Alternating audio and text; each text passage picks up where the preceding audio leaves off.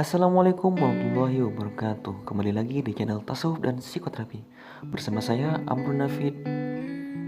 Di sini saya akan menjelaskan tentang akhlak sofistik dan sopan santun di pesantren yang mempunyai beberapa sub materi seperti pengertian akhlak tasawuf, metode pembinaan akhlak sofistik, dan yang terakhir adalah studi kasus penerapan akhlak sofistik di pesantren. Yang pertama adalah pengertian akhlak sofistik.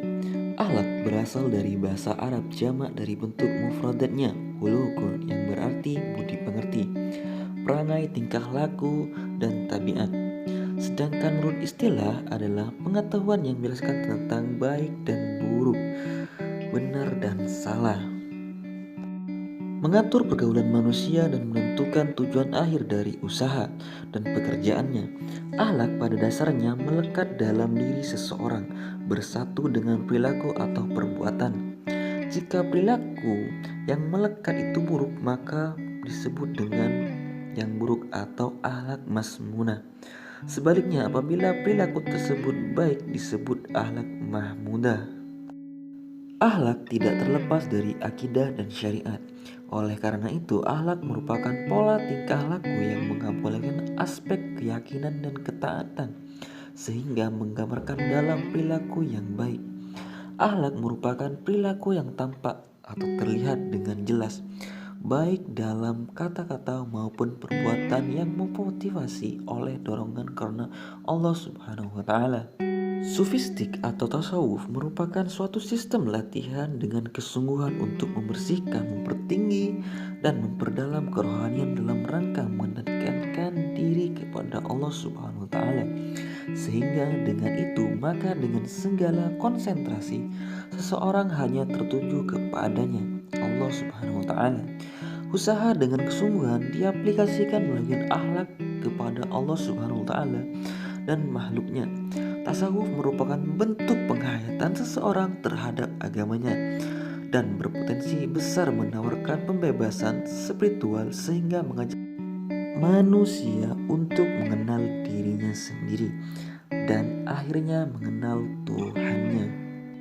Submateri berikutnya adalah metode pembinaan akhlak sofistik. Secara garis besar, pembinaan ini ada 8. Yang pertama adalah metode uswatun hasanah. Terus yang kedua adalah latihan dan pembiasaan. Terus yang ketiga adalah pengambilan pembelajaran. Yang keempat adalah nasihat atau mausia. Yang kelima adalah disiplinitas.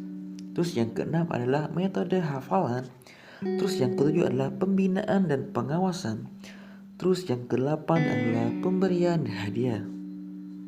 Di antara metode ini sudah akrab sekali di kalangan para pondok, seperti santri yang sudah mengaplikasikan atau menerapkan kehidupannya sehari-hari di pesantren dengan 8 metode ini. Berikutnya adalah studi kasus penerapan akhlak sofistik di pesantren. Kami mengangkat 2 pesantren yang ada di Indonesia. Yang pertama adalah Pondok Pesantren Miftahul Huda Ganding Malang, di mana akhlak sofistik mereka adalah membiasakan kegiatan wiridan, uswatun hasanah, pengalaman tasawuf melalui pendidikan formal dan non formal. Yang terakhir adalah pastinya toriko. Dari akhlak sofistik pesantren kita beralih ke penerapan. Untuk penerapan kami mengambil di Pondok Pesantren Al-Hikmah Bandar Lampung, di mana penerapan akhlak sofistik mereka adalah seperti kajian materi kitab akhlak tasawuf, proses internalisasi kajian akhlak tasawuf, dan implikasi internalisasi nilai akhlak tasawuf yang ada di pesantren mereka.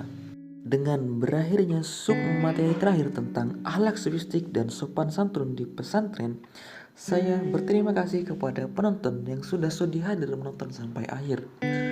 Saya Amrun Nafid, mohon undur diri. Assalamualaikum warahmatullahi wabarakatuh.